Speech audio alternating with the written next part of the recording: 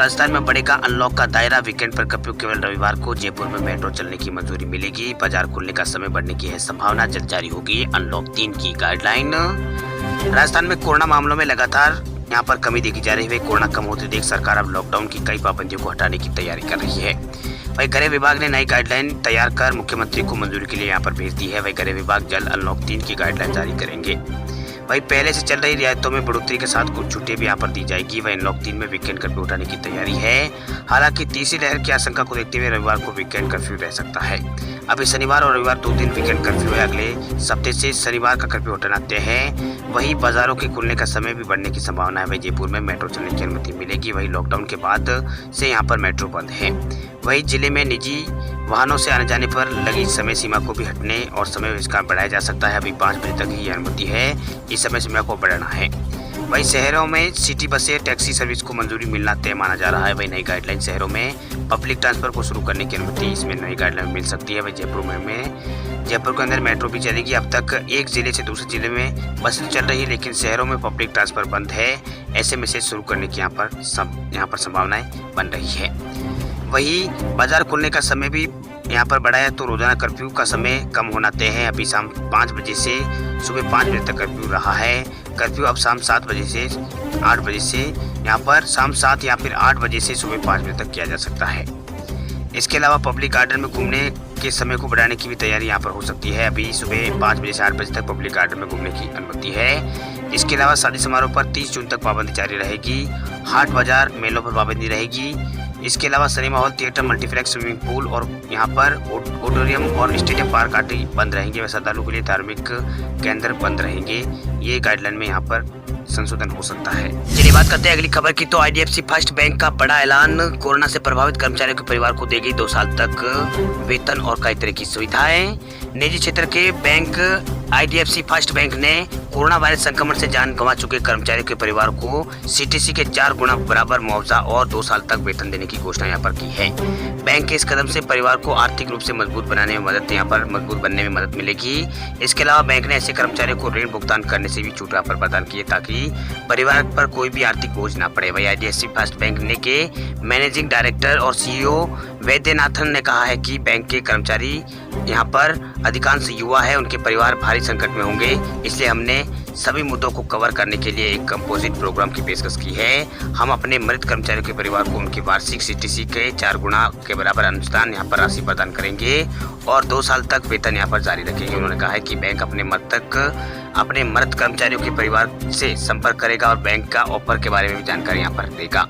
यदि किसी कर्मचारी ने पर्सनल लोन या फिर कार लोन या फिर 2 व्हीलर लोन या फिर एजुकेशन लोन ले लिया है तो बैंक उन्हें 100% ऋण की छूट यहाँ पर प्रदान करेगा। वही हाउसिंग लोन के लिए 25 लाख रुपए तक की छूट यहाँ पर मिलेगी। वही मान लीजिए किसी कर्मचारी ने 30 लाख का होम लोन ले रखा है तो IDFC बैंक 25 लाख तक की छूट यहाँ पर देगा। कर्मचारी के ऊपर ऋण घटाकर 5 लाख रुपए रह जाएगा। वही परिवार उसका ऋण है जो घटकर 5 लाख रह जाएगा। वही परिवार इस ऋण का जो पूर्ण भुगतान है वो अगले 2 साल तक मिलने वाले वेतन से वो कर सकता है।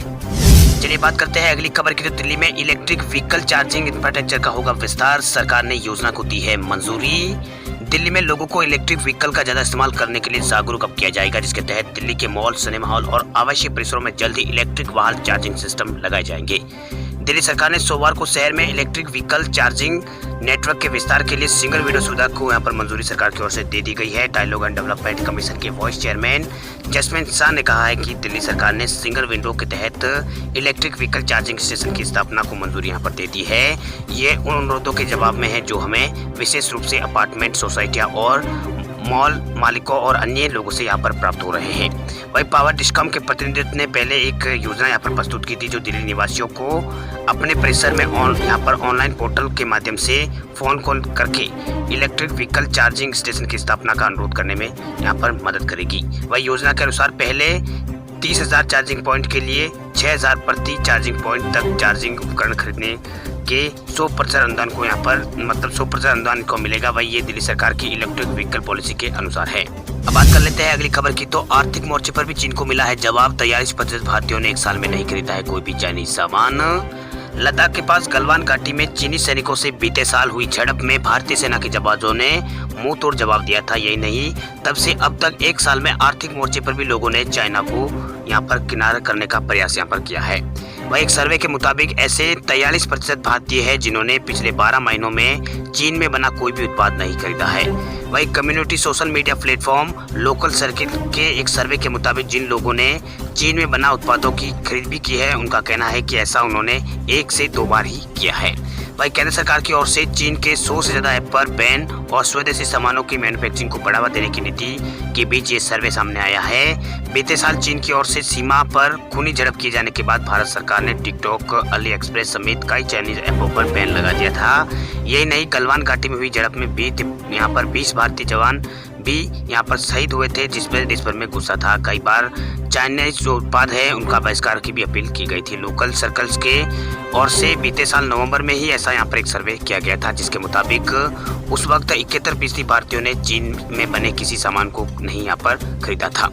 वही मौजूदा सर्वे में देश में 281 जिलों में से 18,000 लोगों को शामिल किया गया था। सर्वे में शामिल ज्यादातर लोगों ने चीनी सामान की खरीद के पीछे कम दाम और पैसे की बचत का वजह यहाँ पर बताया था। कुछ लोगों ने ऐसा भी कहा था, जिन्होंने यहाँ पर कुछ ऐसे भी लोग थे जिन्होंने चीन में बने उत्पाद की क्वालिटी को खरीदने की वजह बताया यहाँ पर था।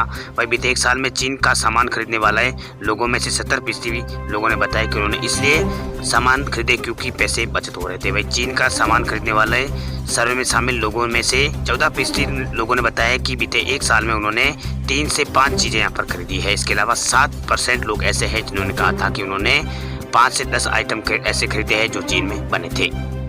चलिए बात कर लेते हैं अगले अपडेट की। तो मध्य प्रदेश के लोगों को सस्ती बिजली दिलाने के लिए सरकार देगी 14,500 करोड़ रुपए।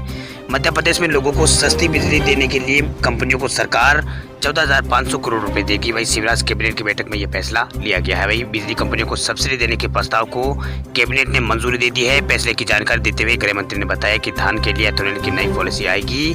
सीएम शिवराज सिंह चौहान रोजाना एक विभाग की समीक्षा करेंगे। साथ ही स्ट्रीट वेल्डर्स को 1,000 की सहायता देने का प्रस्ताव भी रखा गया है।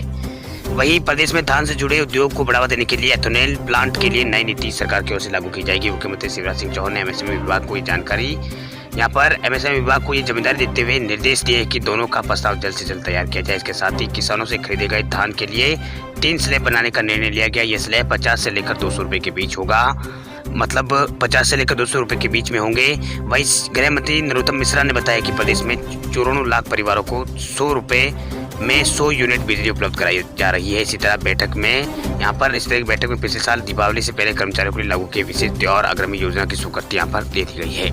चलिए बात करते हैं अगली खबर की। तो कोरोना की संभावित तीसरी लहर में बच्चों को संक्रमण से कैसे बचाएं, इसको लेकर आयुष मंत्रालय ने जारी की है गाइडलाइन। कोरोना महामारी की तीसरी लहर के खतरे को देखते हुए आयुष मंत्रालय ने बच्चों को सेफ रखने के लिए कुछ दिशा निर्देश यहाँ पर जारी किया। आपको बता दें कि कोरोना संक्रमण की तीसरी लहर सितंबर या फिर अक्टूबर में संभावित आ सकती है। विशेषज्ञों ने तीसरी लहर को बच्चों के लिए बहुत ही घातक यहाँ पर बताया। ऐसे में आयुष मंत्रालय ने दिशा निर्देश यहाँ पर जारी किया है। दिशा निर्देशों के मुताबिक आयुर्वेदिक और प्राकृतिक चिकित्सा का उपयोग के साथ साथ मास्क बच्चों को पहनने और योगा कराने और बीमारी के 5 लक्षण पहचानने और डॉक्टरों के सलाह मशवरा करने के साथ साथ पेरेंट्स को वैक्सीन देने तक की सलाह यहाँ पर आयुष मंत्रालय की ओर से यहाँ पर दी गई है।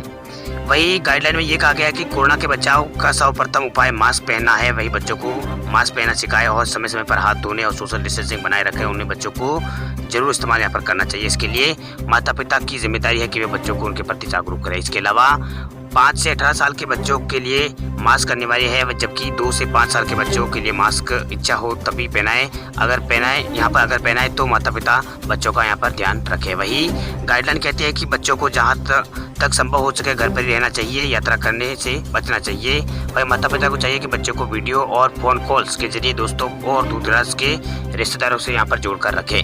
अगर किसी बच्चे के अंदर कोरोना संक्रमण का लक्षण नजर भी आता है तो उन्हें बुजुर्गों से खास यहाँ पर दूर रखें। वही यहाँ पर आयुष मंत्रालय की ओर से लक्षणों की पहचान में बच्चों को कोरोना संक्रमण के बारे में बताया गया। अगर बच्चों में 4-5 दिन से बुखार रहे और बच्चा भोजन की मात्रा कम कर दे और सांस लेने में तकलीफ महसूस हो, तो ऑक्सीजन लेवल 95% से नीचे हो, तो बच्चा सुस्त लगने लगे, तो अगर इनमें से कोई भी अगर लक्षण बच्चों में दिखाई दे तो तुरंत डॉक्टर की सलाह यहाँ पर लेने की बात कही गई है। चलिए बात कर लेते हैं अगले अपडेट की। तो हरियाणा में ट्रैफिक चालान में राहत व जुर्माना राशि घटाई, कमर्शियल वाहनों का रजिस्ट्रेशन अब होगा आसान। हरियाणा सरकार ने यातायात नियमों के उल्लंघन पर होने वाले भारी भरकम जुर्माने में राहत दी है। मनोहर लाल खट्टर सरकार ने ट्रैफिक नियमों के 5 तरह के उल्लंघन के लिए लगने वाले जुर्माने को यहाँ पर कम कर दिया है, राशि में छूट यहाँ पर दी। इसके साथ ही राज्य में अब कमर्शियल वाहनों का पंजीकरण भी आसान हो गया है। वही हरियाणा के तरफ निजी वाहनों की तर्ज पर बस, ट्रक और टेम्पो सहित व्यावसायिक कमर्शियल वाहनों का पंजीकरण डीलर यहाँ पर करेंगे। इससे ट्रांसपोर्टरों और अन्य वाहनों मालिकों को यहाँ पर सहूलियत मिलेगी। क्षेत्रीय परिवहन प्राधिकरण के सचिव कार्यालयों में धक्के उनको नहीं खाने पड़ेंगे। वही परिवहन विभाग के प्रस्ताव पर मंगलवार को मुख्यमंत्री मनोहर लाल खट्टर की अगुवाई में हुई मंत्रिमंडल की बैठक में मोहर लगा दी गई है। इसके मुताबिक पूरी तरह से निर्मित व्यावसायिक वाहनों की खरीद के दौरान संबंधित डीलर रजिस्ट्रेशन फीस वसूल करेगा, उसे सरकारी खजाने में भेज देगा।